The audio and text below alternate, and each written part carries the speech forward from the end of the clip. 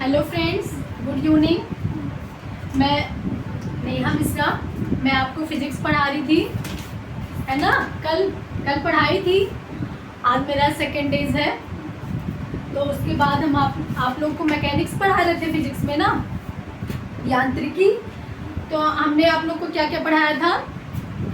हमने पढ़ाया था आप लोगों को फंडामेंटल क्वांटिटी, और ये कितने प्रकार की होती है इसको बताया था मैंने, और स्केलर क्वांटिटी। हाँ, तो मैंने आप लोग को बताया था उस दिन मौलिक मात्राएं की डिफिनेशन बताई थी, और ये भी बताया था कितने प्रकार की होती है। कितने प्रकार की होती है? 7 प्रकार की होती है, ठीक है। और मैंने बताया था आपको स्केलर क्वांटिटी यानी कि अदिश राशि। क्या बताया था मैंने? स्केलर क्वांटिटी यानी कि अदिश राशि, इसके बारे में भी बताया था मैंने। आप लोग को एग्जाम्पल भी दिया था, और कैसे क्वेश्चन आते हैं वो भी मैंने बताया था। इतना ही हो पाया था, किसी कारणवश मेरी क्लास इतना ही हो पाई थी, ठीक है। अब हम लोग आगे पढ़ेंगे, ठीक है। आज पढ़ेंगे हम लोग वेक्टर क्वांटिटी, ठीक है। ध्यान से सब लोग देखेंगे।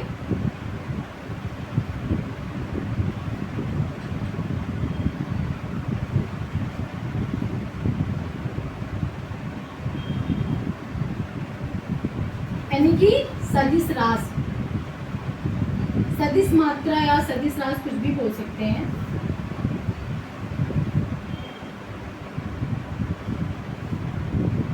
ठीक है। वेक्टर क्वांटिटी, सदिश मात्रा, यानी कि हम सदिश मात्रा आज पढ़ेंगे। इसको पहले हम देखो, सदिश मात्रा में पहले हम लोग ये पढ़ेंगे। देखिए, जैसे कोई बॉडी है 4 मीटर पर सेकंड की चाल से चल रही है, ठीक है। वो भी किस डायरेक्शन में? नॉर्थ के, यानी कि उत्तर दिशा, नॉर्थ डायरेक्शन के, ठीक है। यानी कि उत्तर दिशा, ठीक है। ये कोई बॉडी है, मतलब कि 4 मिनट पर सेकंड की चाल से चल रही है। इसमें चाल भी हमको ज्ञात है, और क्या बोलते हैं, डायरेक्शन भी पता है। इसमें जिसमें देखो चाल मतलब कि परिमाण और जो है दिशा दोनों ज्ञात मतलब पता चले, उसे हम सदिश राशि कहते हैं, यानी कि सदिश मात्रा कहते हैं। तो हम लोग इसको डिफाइन करेंगे। वह मात्रा जो वो क्या, सॉरी फिर से देखो, वह मात्रा जो दिशा और परिमाण दोनों पर निर्भर होती है, उन्हें हम सदिश राशि कहते हैं, ठीक है। अब हम लोग डिफिनेशन लिखेंगे। वह मात्रा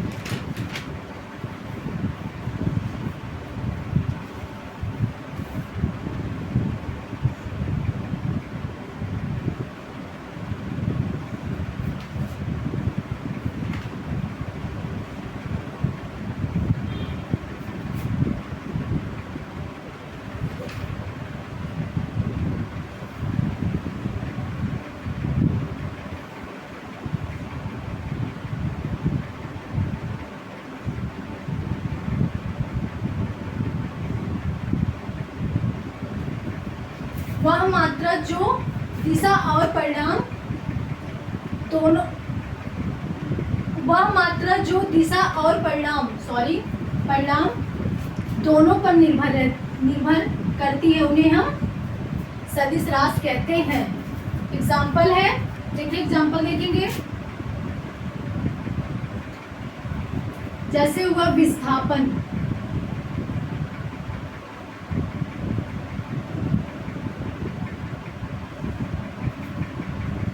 और दूसरा हुआ वेग, यानी कि वेलोसिटी इत्यादि, ठीक है। इतना आप लोग पहले नोट करिए, फिर आगे मैं बताती हूँ। साइड हो जा रही हूँ।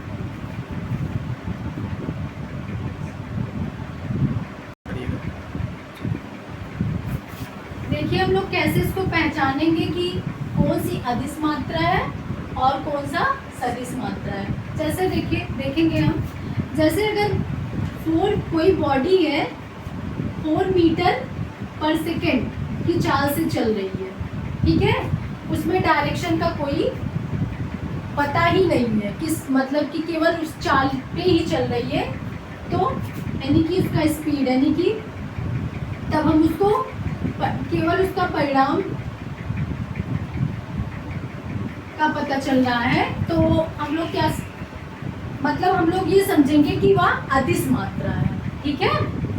और अगर जैसे उसमें कह दिया कि 4 मीटर पर सेकेंड नॉर्थ डायरेक्शन, ठीक है, जब कोई डायरेक्शन दे रखा है उसमें ईस्ट वेस्ट नॉर्थ साउथ कुछ भी हो, यानी कि उत्तर दिशा, तब हम लोग समझेंगे ये सदिश मात्रा है, ठीक है।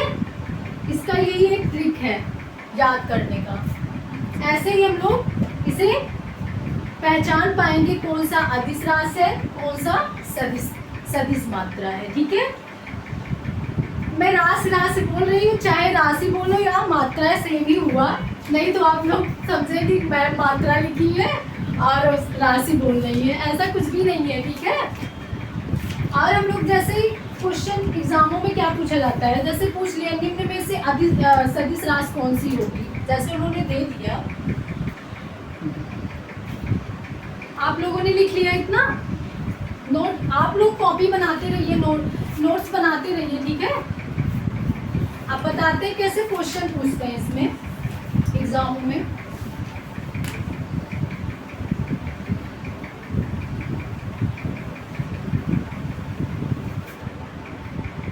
ऐसे पूछते हैं, देखिए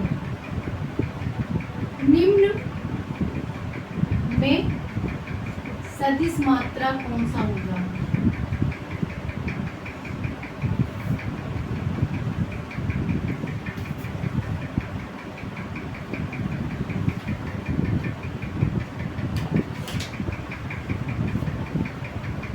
ठीक है, ऑप्शन में देगा, जैसे दे दिया विस्थापन, ठीक है, बी हो गया दूरी, सी हो गया चाल। आप लोग इसमें क्या लगाएंगे, कौन सा टिक करेंगे, मैंने भी पढ़ाया ना आप लोगों को, निम्न में सदिश मात्रा कौन सा होगा, ठीक है। तो इसमें क्या विस्थापन दे रखा है, दूरी, चाल, और डी भी कर दे रहे हैं, इसमें से कोई नहीं।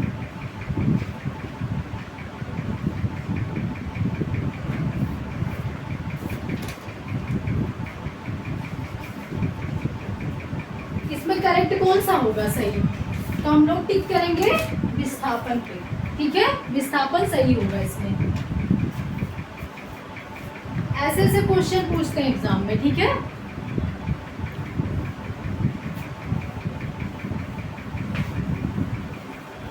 समझ में आ रहा है आप लोग को कि मैं पढ़ाते ही जा रही हूँ, ज्यादा तेज तो नहीं पढ़ा रही हूँ मैं, ठीक है। आप लोग ये बताइए मैं कैसा पढ़ा रही हूँ, आप लोग कमेंट करिए कि मैं कैसा पढ़ा रही हूँ, मेरा सपोर्ट करिए और लाइक और सब्सक्राइब करना ना भूलें। और मैं अगर आप लोग लाइक और सब्सक्राइब करेंगे तो मेरा भी मनोबल बढ़ेगा कि मैं बच्चों को कैसे पढ़ा रही हूँ, अच्छा पढ़ा रही हूँ या नहीं पढ़ा रही हूँ, तो फिर आगे पढ़ाऊँगी।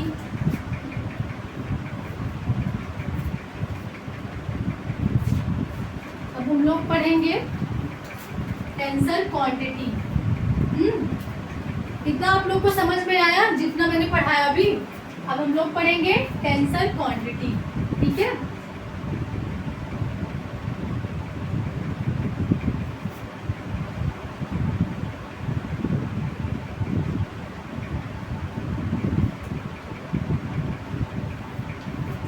टेंसर मात्रा, ठीक है।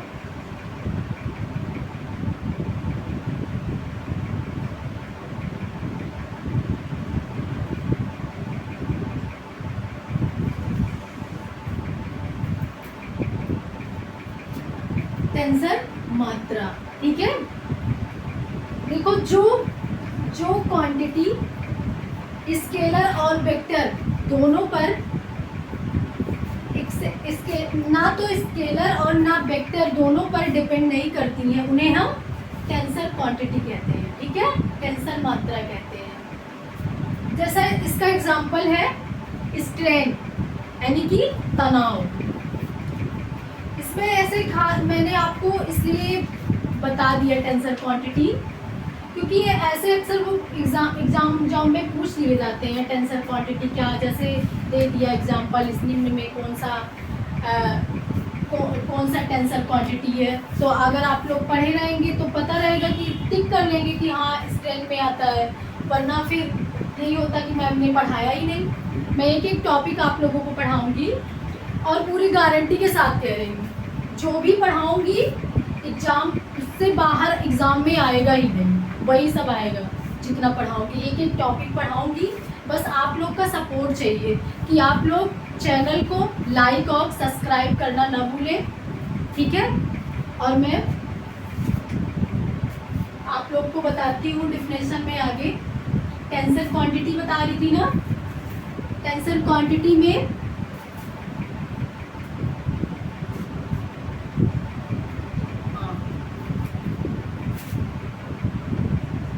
जो क्वांटिटी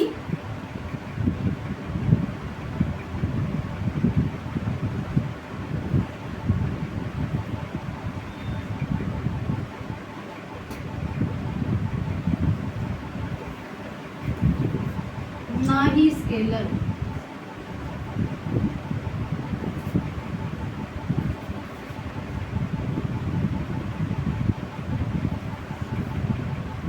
यानी कि अधिस और ना ही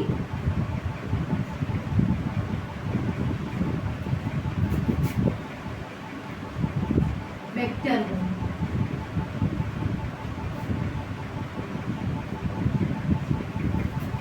उसे हम टेंसर क्वांटिटी कहते हैं। ठीक है, टेंसर मात्रा कहते हैं।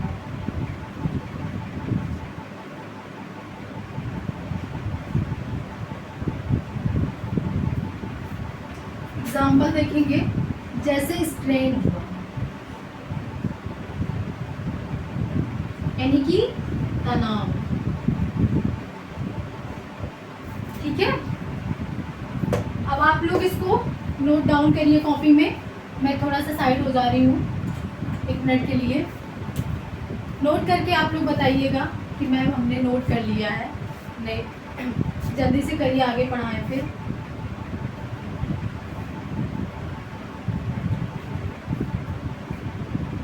अब देखिए कि हम जैसे इसमें क्वेश्चन कैसे पूछ सकता है, बता रहे हैं आप लोगों को।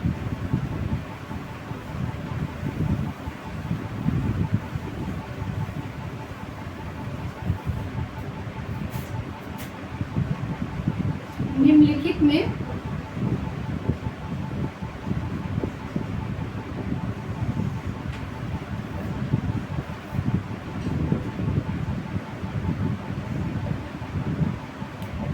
टेंसर मात्रा चुनिए।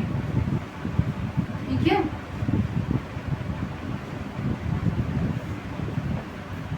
देखिए मैं आपको डिफिनेशन देने के बाद भी बता रही हूँ कैसे क्वेश्चन पूछते हैं, जिससे आप लोग को कॉन्सेप्ट क्लियर रहे मेरा, मैं पढ़ा क्या रही हूँ आपको। ठीक है, टेंसर मात्रा जैसे पूछ लिया एग्जाम में, निम्नलिखित में टेंसर मात्रा चुनिए।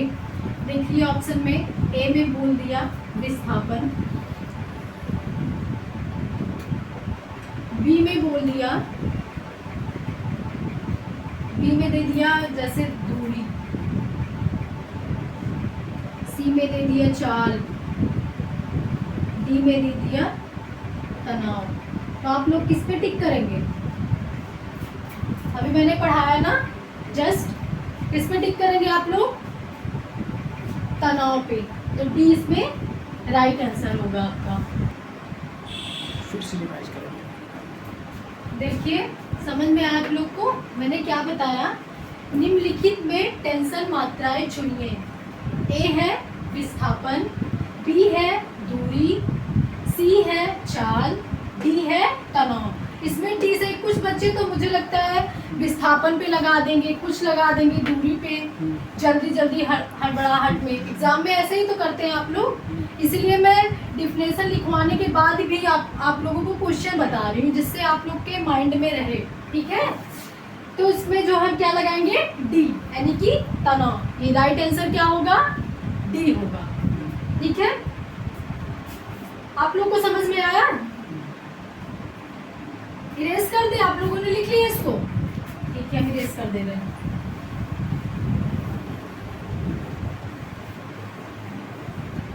नेक्स्ट हेडिंग है आप लोग की डिस्टेंस। ठीक है, डिस्टेंस मीन्स क्या होता है पता है आप लोगों को? क्या होता है डिस्टेंस मीन्स? यानी कि दूरी। हम लोग आज पढ़ेंगे डिस्टेंस।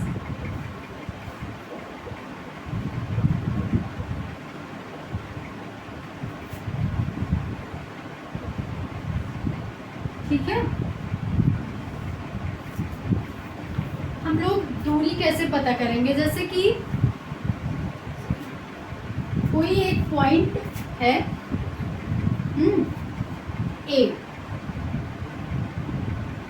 ए की लेंथ हम ले जाएंगे, ये बी है, ये सी, यानी कि ये बी हो गया, ये सी। ए से बी, बी से सी कोई जैसे वास्तविक लंबाई है, जैसे पॉइंट आउट कर रहे हैं इसमें आपको समझाने के लिए। जैसे कि ये ए है, जैसे कि ए हो गई वास्तविक लंबाई आपकी। ए से बी जा रहा है, बी से सी। जैसे हमको दूरी निकालना हुआ, डिस्टेंस, तो हम कैसे निकालेंगे? दूरी is equal to A B plus, जैसे पहले ए बी निकालेंगे, फिर उसके बाद बी सी निकालेंगे। ठीक है, जैसे पूछ लिए दूरी इज इक्वल टू, कैसे निकालेंगे हम लोग? ए बी, देखो ए से पहले बी गया है, बी से सी, तो A B plus B C, ऐसे हम लोग पता करेंगे। ठीक है, इतना आ रहा है समझ में आप लोगों को कैसे दूरी निकालते हैं? मैं इस पर आप लोग को वो भी करवाऊंगी, जैसे क्वेश्चन, कैसे क्वेश्चन एग्जामों में पूछा जाता है दूरी निकालने के लिए, ऐसे दे देते हैं। पहले आप लोग समझिए। अब डिफरेंशन इसमें कैसे पता करेंगे डिस्टेंस यानी कि दूरी का? जैसे वस्तु द्वारा तय की गई वास्तविक लंबाई को हम दूरी कहते हैं। ठीक है, वस्तु द्वारा, जैसे कोई वस्तु है, जैसे ए मान रहे हैं, ए से बी गया, बी से सी, यानी कि वस्तु के द्वारा तय की गई वास्तविक लंबाई को हम दूरी कहते हैं। अब हम लिख रहे हैं, नोट कर रहे हैं, लिखिए, वस्तु द्वारा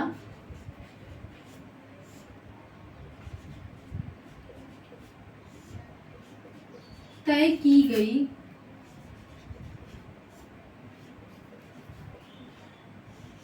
वास्तविक लंबाई को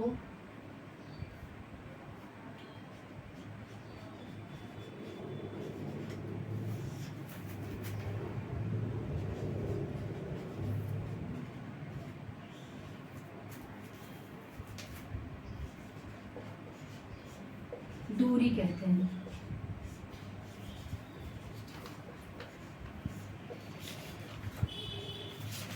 distance is equal to, distance में पता है ना आप लोग को, मैंने ऊपर लिख रखा है दूरी। ठीक है, distance is equal to A B plus B सी।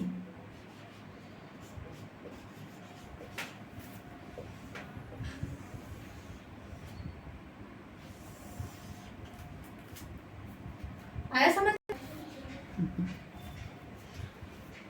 एक बार फिर से देखते हैं हम लोग।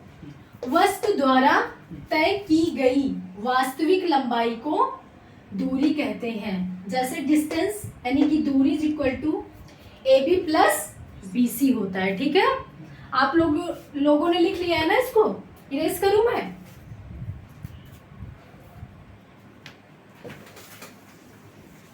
नेक्स्ट हेडिंग है विस्थापन यानी कि डिस्प्लेसमेंट। कैसा लग रहा है? सही, आप लोग को अच्छा लग रहा है मैं पढ़ा रही हूँ? बताइए कैसा लग रहा है? नेक्स्ट हेडिंग है डिस्प्लेसमेंट अब आप लोग बोले या ना बोले, मैं तो पढ़ाऊंगी, ठीक, चाहे आप लोग बोलेंगे या नहीं बोलेंगे, लेकिन मैं तो पढ़ाऊंगी। डिस्प्लेसमेंट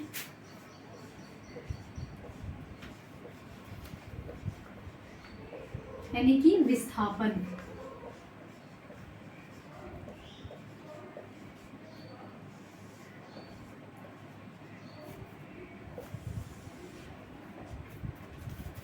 डिस्प्लेसमेंट यानी कि विस्थापन।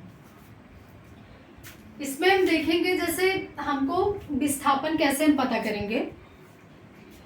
वैसे से दूरी का ही थोड़ा सा उसका तो दूरी का भी कॉपी है थोड़ा सा, और थोड़ा सा इसमें स्ट्रेट लाइन का वो है डिस्प्लेसमेंट में। जैसे कोई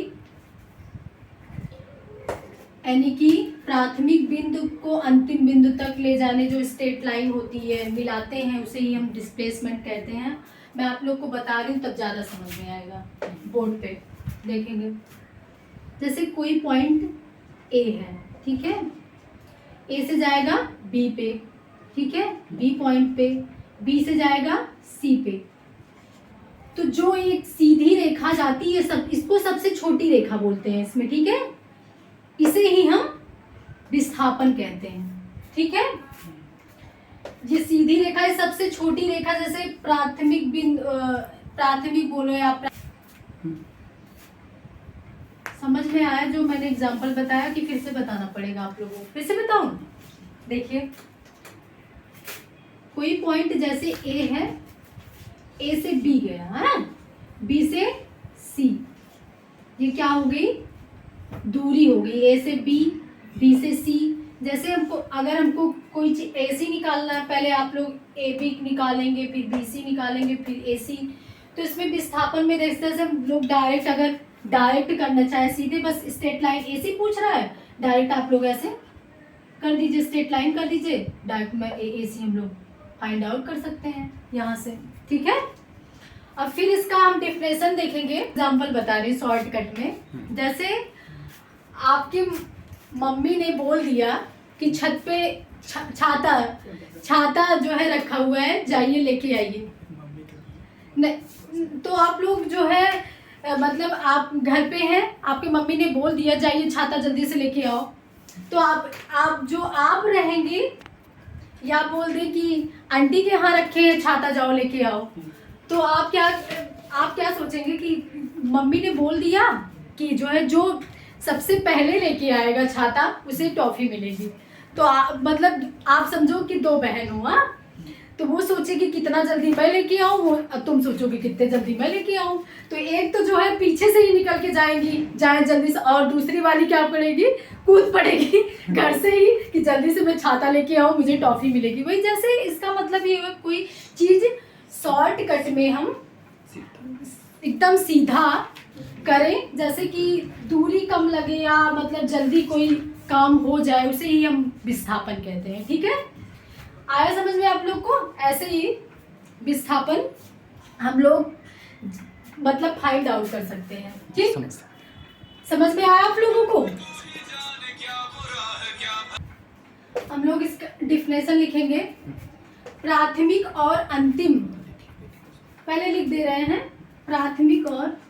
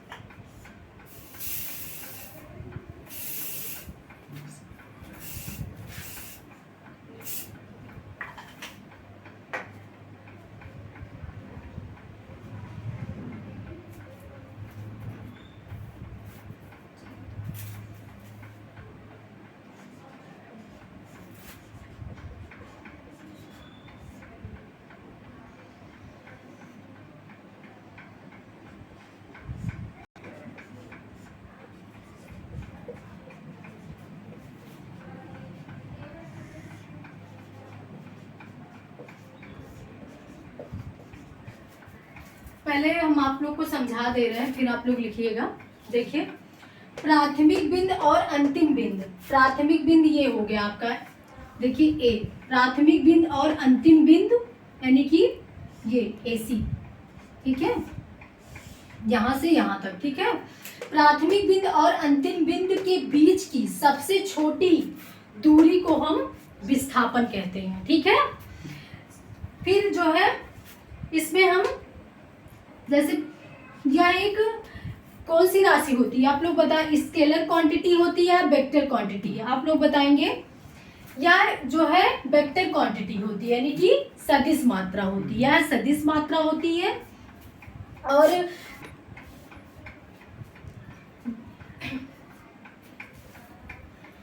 अब कैसे ही पता चलेगा कि जो है ये सदिश राशि है, तो हम लोग कैसे पता करेंगे, क्योंकि इसमें विस्थापन दिया गया है ना, क्योंकि इसमें जिसमें दिशा और क्या बोलते हैं परिणाम दोनों बताया जाता है, उसे हम जो है सदिश मात्रा कहते हैं, ठीक है। तो ऐसे इसमें भी जो है इसलिए हम लोग इसे पता कर सकते हैं कि यह सदिश राशि है, यानी कि सदिश मात्रा या शून्य भी हो सकता है, धनात्मक भी हो सकता है, ऋणात्मक भी हो सकता है, ठीक है। और डिस्प्लेसमेंट का हम लिखेंगे, डिस्प्लेसमेंट इज इक्वल टू, यानी कि पहले लिख लेते हैं, यह सदिश मात्रा होता है, पॉइंट डाल के लिखेंगे।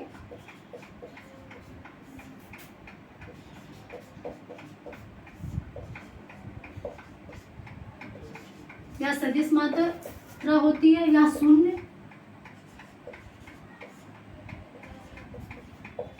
दिख रहा है, नीचे लिख रही हूँ कि ऊपर लिखना पड़ेगा, दिख रहा है, या शून्य, धनात्मक या ऋणात्मक हो सकता है, ठीक है।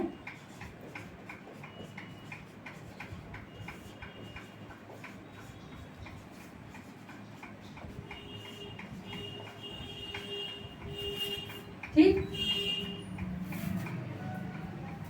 दिख रहा है ना आप लोगों को, नीचे लिखेंगे दिखेगा कि नहीं, नहीं दिखेगा, ऊपर लिखें,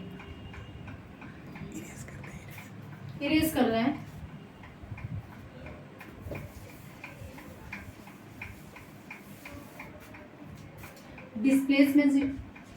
displacement is equal to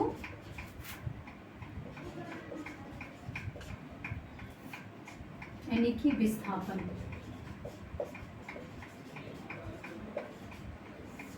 AC, सबसे छोटी दूरी को ही हम विस्थापन कहते हैं, ठीक है। इसमें लिखा है, मैंने डिफिनेशन भी दे दिया आप लोग को, AC इसी को हम जो है हम लोग बोलते हैं विस्थापन, ठीक है। यही आप लोग नोट डाउन कर लीजिए। इसके बाद मैं आप लोग को कल फिर मिलती हूँ, और हमारे चैनल को लाइक और सब्सक्राइब करना ना भूलें, कि आप लोग भूल तो नहीं जाएंगे नेहा मैम को, है। अगर आप लोग लाइक और सब्सक्राइब करेंगे तब इससे मेरा मनोबल बढ़ेगा कि मैं आप लोग को कितना अच्छा पढ़ाऊँ, कितना अच्छा कंटेंट दे सकूँ, ठीक है। फिर ठीक है, मैं कल मिलती हूँ। हाँ ठीक है, मैं तो जा रही हूँ, लेकिन आप लोग कमेंट करना ना भूलिएगा, ठीक है। लाइक और शेयर करना और कमेंट करना ना भूलें। थैंक यू, बाय बाय, हो गया।